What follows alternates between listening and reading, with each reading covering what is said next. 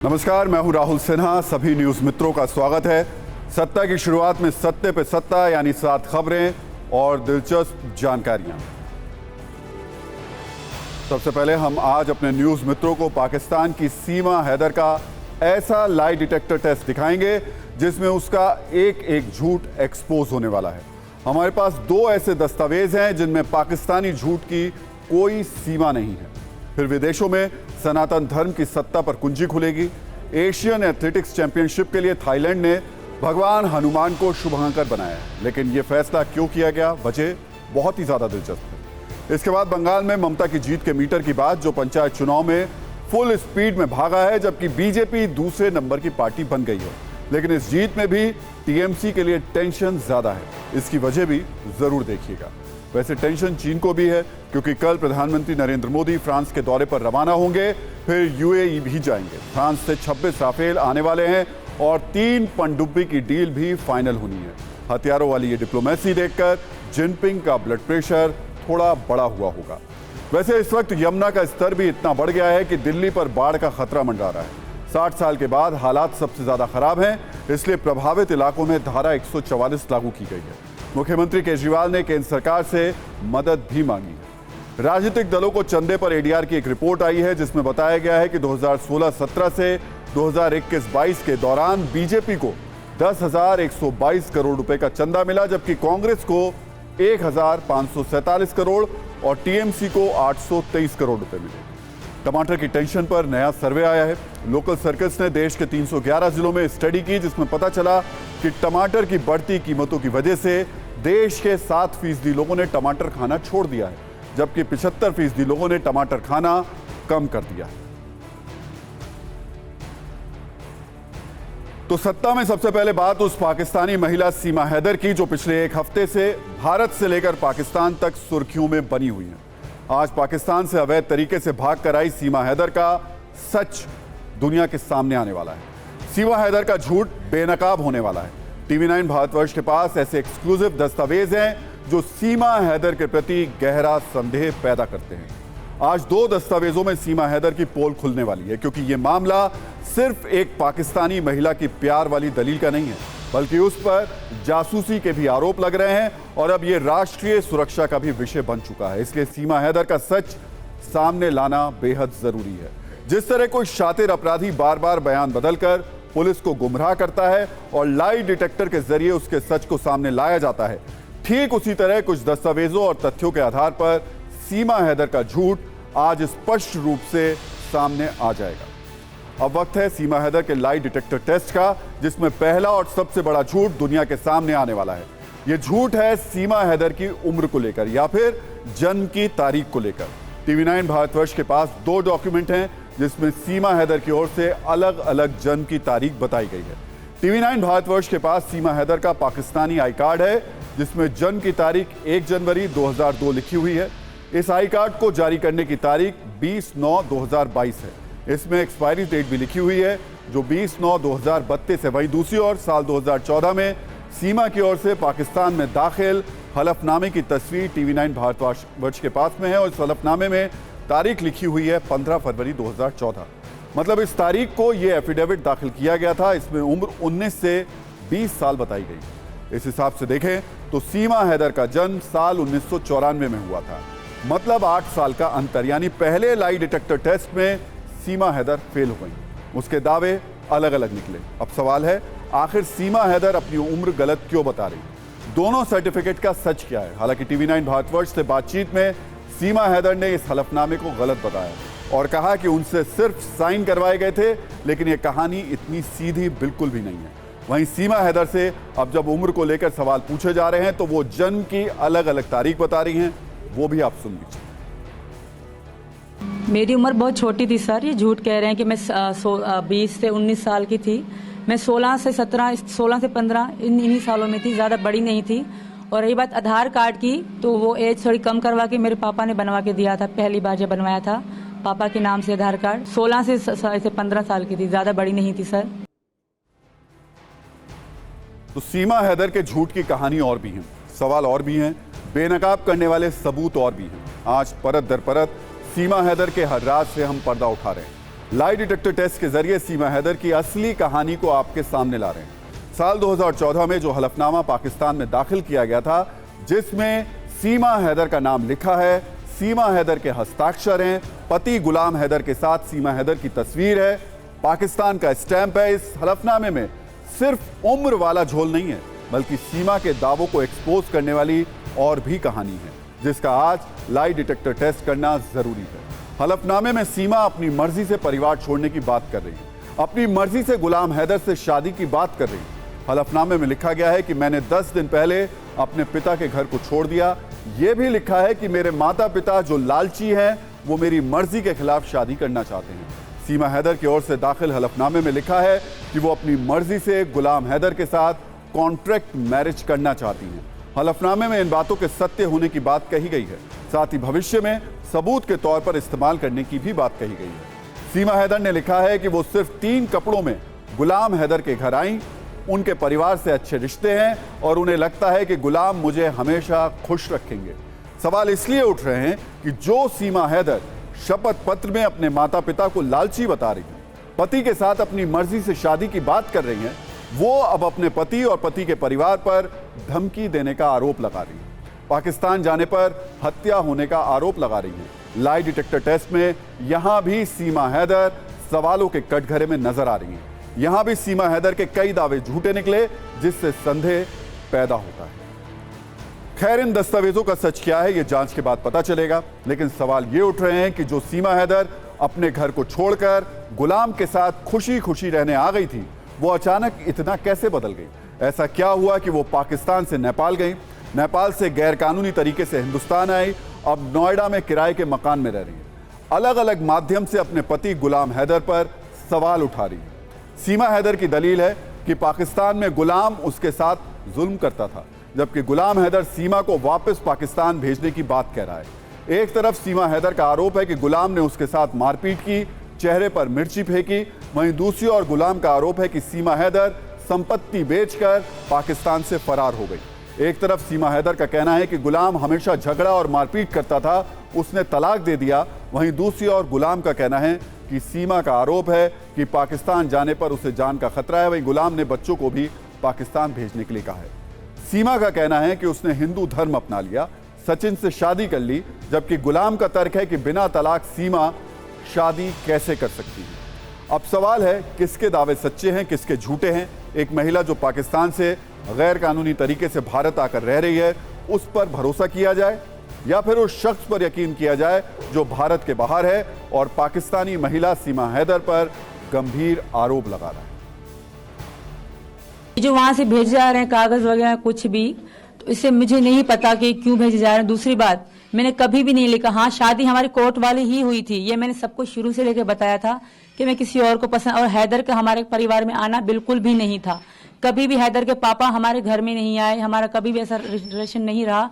हैदर अनजान था, वहाँ मतलब प्यार क्राइम माना जाता है। तो हैदर से मेरी शादी सिंपल तरीके से कागजी तौर पे कराई गई, और उसमें क्या लिखा था वो मुझे नहीं पता, क्योंकि मैं इतनी ज्यादा पढ़ी लिखी नहीं हूँ। हैदर जब कहते थे लव मैरिज है, तो मैंने उनको कहती कोई लव मैरिज नहीं, मजबूरी की शादी थी।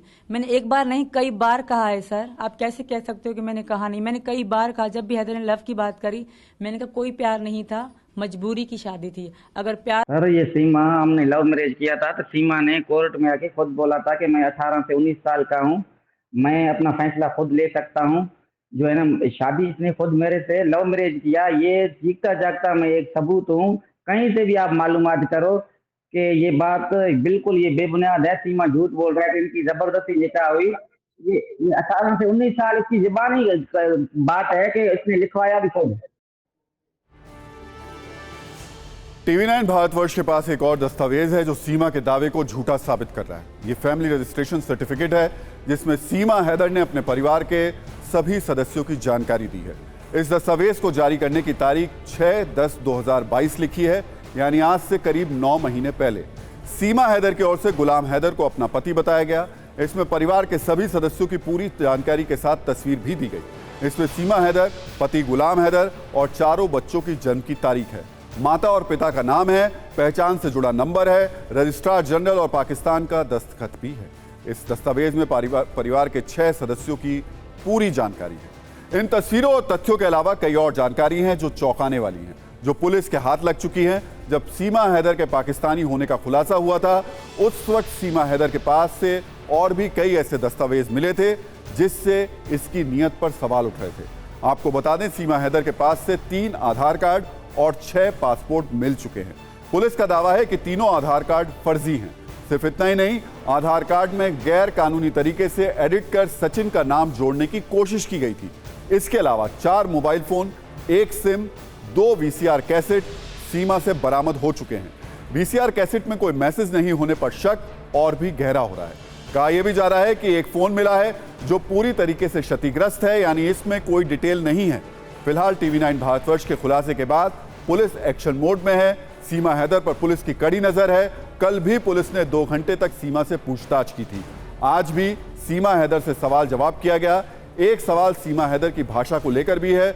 अगर वो कम पढ़ी लिखी है तो कैसे हिंदी में भी और अंग्रेजी में भी थोड़ा बहुत समझ करके बात कर रही है। ऐसे तमाम सवालों पर हमने कुछ सेकंड की न्यूज़ रील तैयार की है, जिससे आपको ये कहानी समझ में आ जाएगी।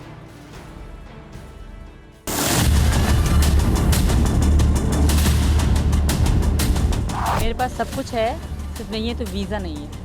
वीज़ा इस कारण नहीं कि लगा नहीं, मैंने कोशिश तो करी पर यहाँ का वीज़ा लगा नहीं। आपको पता है हालात पाकिस्तान भारत के, अगर मतलब इंडियन एम्बेसी मुझे वीज़ा देती तो शायद इतना कुछ आज ना होता।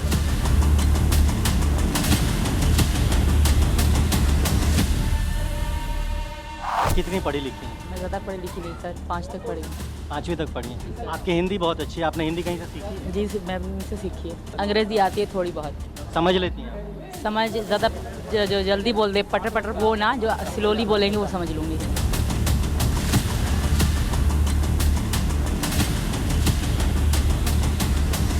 वो खुद हाई एजुकेटेड लगती है, इंग्लिश बोलती है, और कैसे वो इस लड़के के बहाने से इंडिया के अंदर प्रवेश करके, और कितनी अनेकों अनेक संस्थाएं हैं, उस तरह की जासूसी ना हो, इस प्रकार का सरकार मुझे सुनने में देख रही है, और देखने के बाद तो उस पर जो भी होगा कार्रवाई की जाएगी।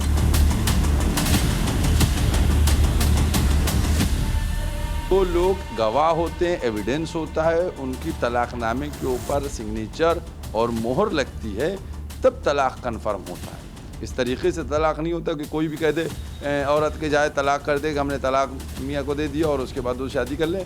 मैं समझता हूँ इस तरीके से ये चीज़ें, इनके ऊपर गौर करने की ज़रूरत है।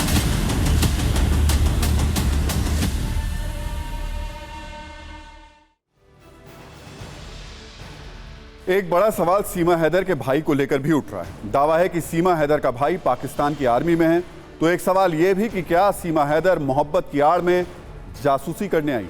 सूत्रों की माने तो आईबी और एटीएस भी सीमा हैदर से कई घंटे पूछताछ कर चुकी हैं और अब भी सीमा हैदर शक के दायरे से बाहर नहीं है। हालांकि सीमा के इन आरोपों पर अलग दलील है, जरा ये भी सुन लेते हैं। जो फोटो आपने लोड किया है, अपलोड किया इंस्टाग्राम पे, ये कौन है आपके? ये मेरे भैया हैं। क्या नाम है इनका? आसिफ। तो ये कब किया था आपने अपलोड? ये इन्होंने, ये मुझे याद नहीं डेट फिक्स यार सर। अच्छा जी सर। तो ये आर्मी में है? आर्मी में अभी हुए थे, अभी ऑफिसर नहीं है, आप देख सकते हैं फोटो में। अच्छा। नए नए सर। जी सर। मतलब ये आर्मी में है, ज्वाइन किया है ना, पाकिस्तान आर्मी में ज्वाइन किया है? बिल्कुल सर। है ना? जी सर। तो ये आपने पहले बताया था कि ये हमारे भाई हैं लेकिन आर्मी में नहीं है, ऐसा कुछ करके? सर जो भी मैंने सच बताया था वो मैंने पुलिस को बता दिया था। मीडिया को मुझे बताना जरूरी नहीं है। पाकिस्तानी कह रहे हैं इंडिया की जासूस है, इंडिया कह रहे हैं पाकिस्तानी जासूस है। जो भी हूँ पुलिस पता लगा लेगी और सच सामने आ जाएगा। और प्लीज मुझे इतना ज्यादा टॉर्चर मत करो।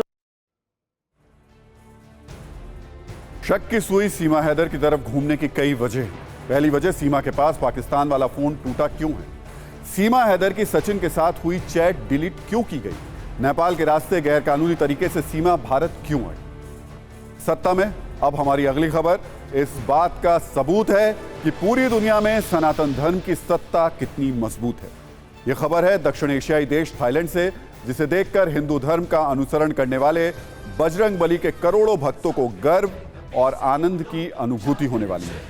हमारे कई न्यूज मित्र ऐसे होंगे जो अपने दिन की शुरुआत भगवान श्री राम के परम भक्त और सेवक भगवान हनुमान का नाम लेकर करते होंगे। अब जय बजरंगबली की गूंज दक्षिण एशियाई देश थाईलैंड में भी सुनाई दी है। आज से थाईलैंड में शुरू हुई एशियाई एथलेटिक्स चैंपियनशिप में प्रभु बजरंगबली को लकी मैस्केट यानी शुभंकर के तौर पर रखा गया है। थाईलैंड इस चैंपियनशिप का मेजबान है। मैस्कॉट का चयन मेजबान देश की ऑर्गेनाइजिंग कमेटी ही करती है। भगवान हनुमान को शुभंकर बनाने के साथ एशियन एथलेटिक्स चैंपियनशिप की वेबसाइट पर लिखा गया है, हनुमान जी राम की सेवा में गति, शक्ति, साहस और बुद्धि का इस्तेमाल करते हैं। हनुमान जी की सबसे बड़ी शक्ति उनकी अविश्वसनीय रूप से दृढ़ इच्छा शक्ति और भक्ति है। इसी तरह एक लक्ष्य को पाने के लिए एथलीट को भी हनुमान जी वाले गुणों की जरूरत है। इसलिए आज हमने इस खबर पर दुनिया में बजरंगबली की सबसे मजबूत सत्ता पर एक विशेष कुंजी तैयार की।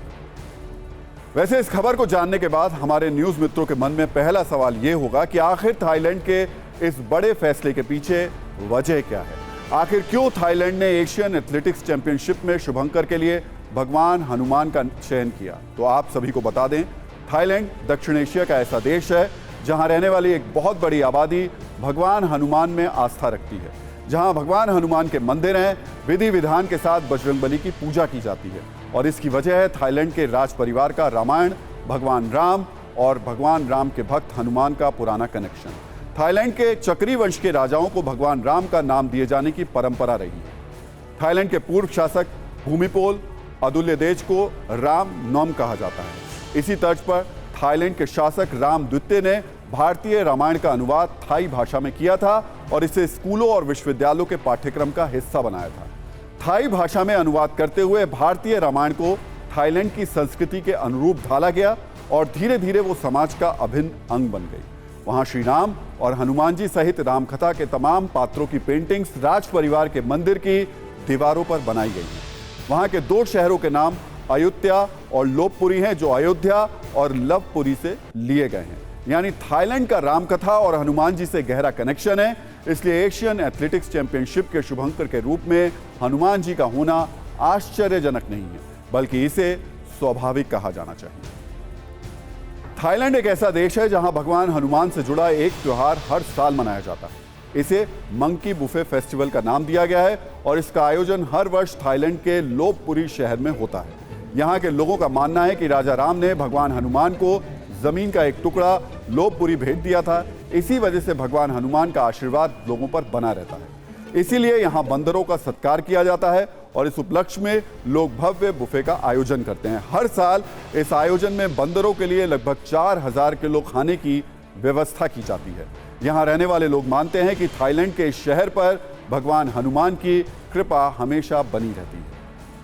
लेकिन थाईलैंड में भगवान हनुमान को लेकर आस्था सिर्फ मंदिरों और मंकी फेस्टिवल तक सीमित नहीं है, बल्कि थाईलैंड दुनिया का इकलौता ऐसा देश है जहां स्पेशल फोर्सेस का नाम भी भगवान हनुमान के नाम पर रखा गया है। हालांकि इस फोर्स के पास लड़ने के लिए गदा नहीं बल्कि आधुनिक हथियार होते हैं और इसमें जो जवान शामिल किए जाते हैं वो शारीरिक और मानसिक रूप से बहुत मजबूत होते हैं। इसलिए थाईलैंड में स्पेशल फोर्सेस का नाम हनुमान यूनिट रखा गया है।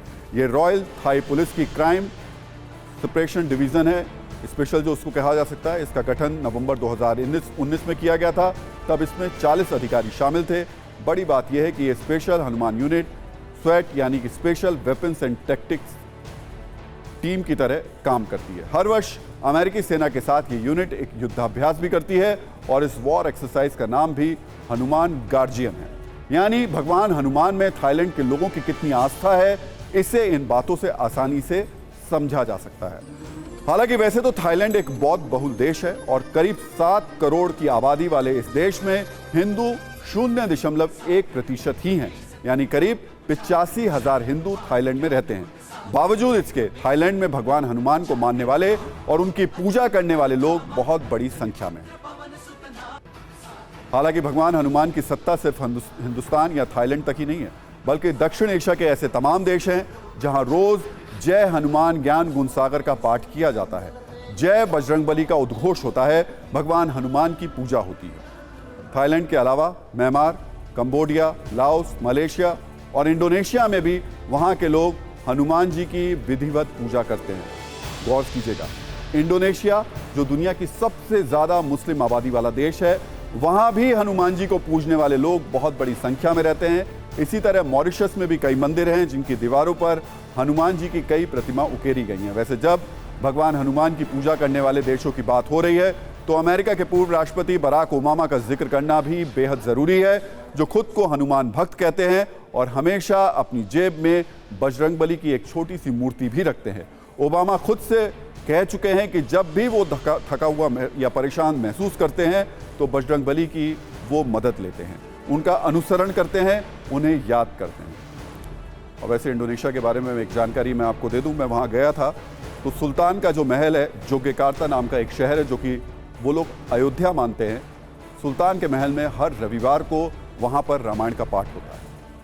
अब हम आपको बजरंगबली पर एक और कुंजी दिखाते हैं जिससे आपको पता चलेगा कि भगवान हनुमान की महिमा क्या है और उसका प्रभाव किस तरह विश्वव्यापी है। महर्षि वाल्मीकि ने रामायण में हनुमान को 3 वेदों का ज्ञाता बताया, साथ ही वाक्यम अर्थात वाक्यों का ज्ञाता भी कहा जाता है। इसके अलावा गोस्वामी तुलसीदास उन्हें ज्ञानियों में सर्वश्रेष्ठ कहते हैं। उन्होंने रामचरितमानस में हनुमान जी को ज्ञानी नाम अग्रण्य कहा है, जिसका अर्थ है ज्ञानियों की गिनती में जो सबसे आगे हो। इसके अलावा अध्यात्म रामायण में हनुमान जी को भाषिक चातुर्य का महारथी और एकदश रुद्र का अवतार बताया गया है। महान लैटिन अमेरिकी विश्व कवि ऑक्टेवियो पॉज ने हनुमान जी को वानर व्याकरणाचार्य की संज्ञा देते हुए 1972 में एक किताब प्रकाशित की थी जिसका शीर्षक था the monkey grammarian.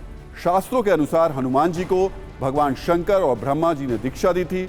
Valmiki Ramayan के किष्किंधा कांड में श्री राम के सामने हनुमान जी जब सुग्रीव के दूत बनकर पेश होते हैं तो भगवान राम उनकी संवाद शैली पर मुग्ध होकर अपने अनुज लक्ष्मण से कहते हैं कि हे लक्ष्मण, ये वाक्यों के ज्ञाता, मधुर वचन बोलने वाले सुग्रीव के सचिव हनुमान हैं। ये वेदों के जानकार हैं, परम विद्वान हैं। दुनिया में रामायण के जितने भी अलग अलग संस्करण हैं उनमें हनुमान जी एक बुद्धिमान, वीर और राम भक्त नायक के रूप में हर जगह दिखाई देते हैं। वैसे सिर्फ भगवान हनुमान ही नहीं बल्कि हिंदू धर्म के पवित्र ग्रंथ रामायण के अलग अलग चरित्र की पहुंच दुनिया के अलग अलग देशों तक है, जहां उनकी पूजा की जाती है। बड़ी संख्या में उनके श्रद्धालु हैं। खासकर दक्षिण एशिया के देशों में रामायण का खास प्रभाव देखा जाता है। इन देशों में थाईलैंड, कंबोडिया, इंडोनेशिया, लाओस और म्यांमार जैसे देश शामिल हैं। इसके अलावा नेपाल, भूटान, सिंगापुर, मलेशिया और वियतनाम भी ऐसे देश हैं जहां रामायण की बहुत अहमियत है, आस्था है।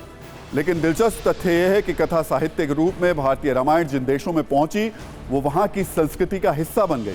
समय के साथ भारतीय रामायण ने उन देशों की स्थानीय परंपराओं के तत्व जोड़ लिए। आज पूरी दुनिया में रामकथा के 300 से भी ज्यादा रूप हैं।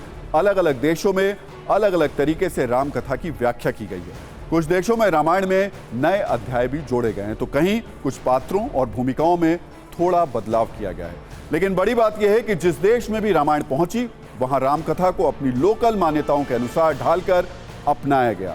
ये बहुत बड़ी बात है। वैसे हमारे बहुत से न्यूज मित्र ऐसे होंगे जिन्होंने आज तक महर्षि वाल्मीकि की रामायण या फिर गोस्वामी तुलसीदास की रामचरितमानस के बारे में ही सुना होगा, उसे पढ़ा होगा। लेकिन दुनिया के अलग अलग देशों में रामायण को अलग अलग नाम से जाना जाता है। जैसे मलेशिया में रामायण जो संस्करण उसका मौजूद है उसे हिकायत सेरी राम कहते हैं, जिसका अर्थ है श्री राम की कथा। इसी तरह थाईलैंड में रामायण के संस्करण को रामकियन कहा जाता है। कंबोडिया में इसे रेमकर या राम कीर्ति कहा जाता है। म्यांमार में इसके 2 प्रकार हैं, एक मौखिक रामायण और दूसरा लिखित रामायण। यहाँ मौखिक रामायण को यामा जातो कहते हैं और लाओस में रामायण को फ्रालक फ्रा राम कहा जाता है। इसके अलावा दुनिया की सबसे ज्यादा मुस्लिम आबादी वाले देश इंडोनेशिया में रामायण को काकाविन रामायण कहते हैं, जबकि फिलीपींस की एक रामकथा को महाराडिया लवन के नाम से जाना जाता है। और अब इस खबर पर नजरिया 9। हमारे ग्रंथों में हनुमान जी को बल, बुद्धि, विद्या, विवेक का प्रतीक माना गया है और वो कभी भी क्रोध के अधीन नहीं होते हैं। हालांकि आपने पिछले कुछ दिनों में कई जगह हनुमान जी की एंग्री अवतार वाली इमेज को देखा होगा, जो आंखों में क्रोध लिए सदा दंड देने की मुद्रा में दिखते हैं, जबकि ऐसे हनुमान जी का कहीं कोई वर्णन नहीं मिलता। सच यह है कि बजरंगबली का बल प्रयोग भी शत्रु के प्रति हास्य, व्यंग्य और लीलाओं से भरा हुआ रहा है। अब करोड़ों हनुमान भक्तों के लिए यह बहुत गर्व का विषय है कि उन्हें थाईलैंड में एथलेटिक्स चैंपियनशिप में शुभंकर बनाया गया और इसकी वजह भी है कि हम सभी को बुद्धि और बल का शानदार संयोजन भगवान हनुमान से सीखने की जरूरत है। और अब बात पश्चिम बंगाल पंचायत चुनाव के नतीजों की, जो है तो एक लोकल चुनाव लेकिन नेशनल लेवल पर इसकी चर्चा हो रही है। चर्चा इसलिए भी ज्यादा है क्योंकि इस चुनाव में अब तक 49 लोगों की मौत हो चुकी है और एक बार फिर से ममता बनर्जी ने यह साबित कर दिया कि पश्चिम बंगाल में फिलहाल टीएमसी का कोई राजनीतिक विकल्प नहीं है, लेकिन इस सफलता में दाग भी है और सवाल भी हैं। वो दाग क्या है और सवाल क्या है, इस पर बात करें उससे पहले आज के नतीजों को देख लेते हैं। पश्चिम बंगाल ग्राम पंचायत के नतीजों में टीएमसी 43,264, बीजेपी 9,852, लेफ्ट कांग्रेस 5,761 और अन्य 2,933। यानी आप कह सकते हैं कि टीएमसी एक तरफा जीत रही है। कुछ ही जगहों के नतीजे अब बाकी हैं। टीएमसी ने पिछली बार की तरह इस बार भी रिकॉर्ड तोड़ जीत दर्ज की, जबकि पश्चिम बंगाल पंचायत समिति के नतीजों में TMC 7,244, BJP 1,014, Congress 466, left Congress 466 और अन्य 308। ग्राम पंचायत की तरह पंचायत समिति में भी टीएमसी के सामने कोई नहीं है, लेकिन यह भी एक सच है कि बीजेपी ने लोकसभा विधानसभा की तरह पंचायत चुनाव में भी लेफ्ट और कांग्रेस का स्थान ले लिया है। जिला परिषद के नतीजे की बात करें तो अभी तक की जानकारी में 20 सीटों में से सभी 20 सीटों पर टीएमसी के ही उम्मीदवार आगे हैं या फिर जीत चुके हैं। टीएमसी 20, बीजेपी 0, कांग्रेस 0, लेफ्ट और कांग्रेस 0 और बाकी अन्य तो कहीं हैं। अगर पिछले चुनाव से तुलना करें तो टीएमसी को ठीक ठाक फायदा दिख रहा है। 2018 में टीएमसी को 38,118 सीटें मिली थी। इस बार पिछली बार की तुलना में ज्यादा 43,264 सीटें मिली हैं। बीजेपी भी पिछली बार की तुलना में फायदे में है। 2018 में बीजेपी को ग्राम पंचायत में 5,779 सीटें मिली थी। इस बार यह आंकड़ा 9,852 पहुंच चुका है। 2018 में पंचायत समिति के चुनाव में टीएमसी को 8,062 सीटें मिली थी। इस बार यह आंकड़ा अब तक 7,244 को पार कर चुका है। पिछली बार की तुलना में यह संख्या अभी कम है, हालांकि अभी फाइनल नतीजे आने बाकी हैं। बीजेपी को पंचायत समिति के चुनाव में भी फायदा हुआ है। 2018 में बीजेपी को 769 सीटें मिली थी। इस बार 1,014 सीटें मिली। यानी बीजेपी भले ही टीएमसी से पीछे हो, लेकिन पहले के मुकाबले उसका प्रदर्शन बेहतर हुआ। पश्चिम बंगाल के ओवरऑल नतीजों के अलावा नंदीग्राम के नतीजों की भी खूब चर्चा हो रही है। यहाँ के नतीजे ममता बनर्जी के लिए राहत वाले भी हैं और चिंता वाले भी हैं। यहाँ ग्राम पंचायत में बीजेपी को 9 सीटें मिली हैं, जबकि टीएमसी को 8 सीटें मिली हैं। वैसे तो विधानसभा चुनाव में ममता बनर्जी को यहाँ हार मिली थी। वो 1,956 वोटों से हार गई थी। ममता बनर्जी के हार के बाद टीएमसी ने नंदीग्राम के पंचायत चुनाव में बेहतर प्रदर्शन किया है और वो बीजेपी से यहाँ सिर्फ 1 सीट पर कम है। और कुल वोटों की बात करें तो टीएमसी नंदीग्राम में करीब 10,457 वोटों से आगे चल रही है। वोटों के मामले में बीजेपी यहां जरूर पिछड़ी है, लेकिन सीटों के मामले में वो आगे है। पंचायत चुनाव के समीकरण अलग होते हैं और विधानसभा चुनाव के अलग। दोनों नतीजों की चर्चा एक साथ करते हुए हमें इस बात का भी ध्यान रखना होगा। इस पूरे नतीजे को ओवरऑल देखें तो ममता बनर्जी के लिए जश्न का मौका है। उन्होंने आज प्रेस कॉन्फ्रेंस भी की। इस जीत के लिए अपने कार्यकर्ताओं को बधाई दी और जनता को धन्यवाद कहा। कई जगहों पर टीएमसी का जश्न देखने को मिला, लेकिन जश्न की इन तस्वीरों के पीछे ममता बनर्जी से सवाल करने वाली कुछ घटनाएं घटी हैं। नतीजों के बाद हिंसा की आशंका से 200 से ज्यादा लोगों ने पश्चिम बंगाल से पलायन किया है। इन लोगों को असम में शरणार्थी बनाकर रखा गया है, या कह सकते हैं रहना पड़ रहा है। आज ममता बनर्जी सरकार को जश्न मनाने के साथ साथ पलायन की खबरों पर भी विचार करना चाहिए।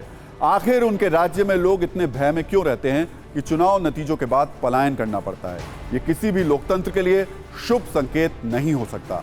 लोकतंत्र खतरे में है का जाप करने वाली सेना आज चुप है। यूट्यूबर्स का झुंड भी खामोश है और फ्रीडम ऑफ स्पीच के सेलेक्टिव चैंपियन भी छिपे हुए हैं। लेकिन हम आपको उन पीड़ितों की आवाज जरूर सुनाएंगे जिन्हें घर छोड़कर सिर्फ इसलिए जाना पड़ा क्योंकि उन्होंने किसी और को वोट दिया था और जीत कोई और गया।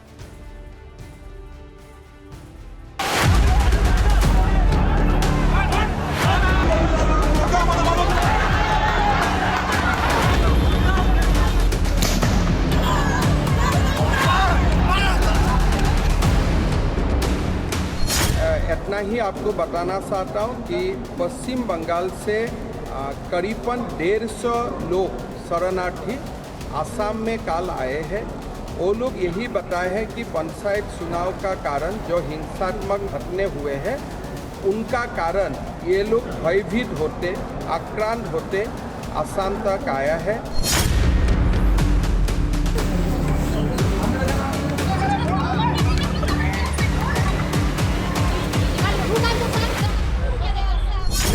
जिला में इनको रहने का व्यवस्था किया हूँ, खाने का व्यवस्था किया हूँ और उनका मेडिकल असिस्टेंस के लिए भी हमने व्यवस्था किया हूँ।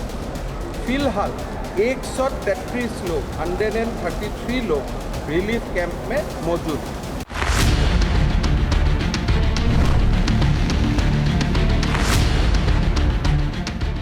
एगारोटा पर्यন্ত ভোট ভালো ভালো চললো। 11টা বাজতে ওরা তাণ্ডব চালালো কি ওই বুথের মধ্যে আমাকে ঢুকতে দেয় মানে লাইন থেকে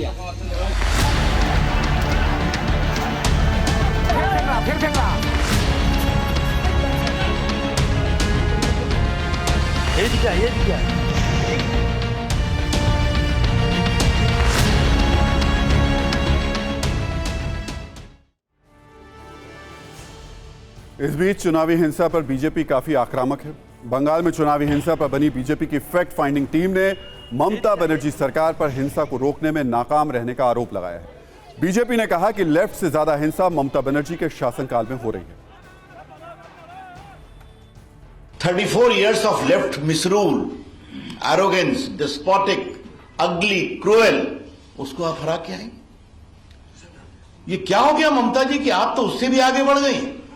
काउंटिंग में भी हत्या हुई है, काउंटिंग में भी पीटा गया है और एक दो मुझे बताया गया कि कई बार लोग जीत गए, जीतने के बाद कहा गया कि तृणमूल में ज्वाइन करो नहीं तो तुमको सर्टिफिकेट नहीं मिलेगा। ममता जी आपने लोकतंत्र को शर्मसार किया है बंगाल में। ममता बनर्जी ने बीजेपी और कांग्रेस की तमाम घेराबंदी के बाद भी आज ये साबित कर दिया कि वो पश्चिम बंगाल में 80% से ज्यादा वोटरों के दिलों पर राज करती हैं। इसके लिए उन्हें बधाई भी मिलनी चाहिए और जश्न तो बनता ही है, लेकिन टीएमसी को जश्न मनाने के साथ साथ आत्मचिंतन भी करना चाहिए। वो चुनाव तो जीत गई, लेकिन उनके शासन में एक चुनाव में 49 लोगों की मौत हो गई। इसमें सभी दलों के कार्यकर्ता थे। क्या उनकी पार्टी पश्चिम बंगाल के इस स्वरूप से सहमत है? क्या यह मौत और ऐसी हिंसा लोकतंत्र के लिए खतरा नहीं है? और अब बात राजनीतिक दलों की इनकम की, यानी आय की, जिसमें बीजेपी दूसरे दलों से बहुत बहुत आगे है।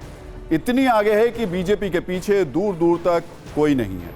Think tank association for democratic reforms यानी एडीआर की एक रिपोर्ट में कहा गया है कि 2016-17 और 2021-22 के बीच बीजेपी को सबसे ज्यादा चंदा मिला। एडीआर के मुताबिक 2016-17 से 2021-22 के बीच भारत की 7 राष्ट्रीय पार्टियों और 24 क्षेत्रीय पार्टियों को करीब 16,437 करोड़ रुपए का चंदा मिला। इसमें से 9,118 करोड़ रुपए यानी लगभग 56% चुनावी बॉन्ड से पैसा मिला। रिपोर्ट में कहा गया कि 6 साल के इस अंतराल में सबसे ज्यादा बीजेपी को 10,122 करोड़ रुपए का चंदा मिला। दूसरे नंबर पर कांग्रेस है, जिसे सिर्फ 1,547 करोड़ रुपए मिले। तीसरे नंबर पर तृणमूल कांग्रेस है, जिसे 823 करोड़ रुपए का चंदा मिला। यानी बीजेपी को कांग्रेस के मुकाबले 6.5 गुना ज्यादा चंदा मिला और तृणमूल कांग्रेस के मुकाबले 12 गुना ज्यादा चंदा मिला। राजनीतिक पार्टियों का यह अर्थशास्त्र भी बीच बीच में देखते और समझते रहना चाहिए। इससे चुनावी मुकाबले के तमाम फैक्टर समझने में बहुत ही आसानी रहती है।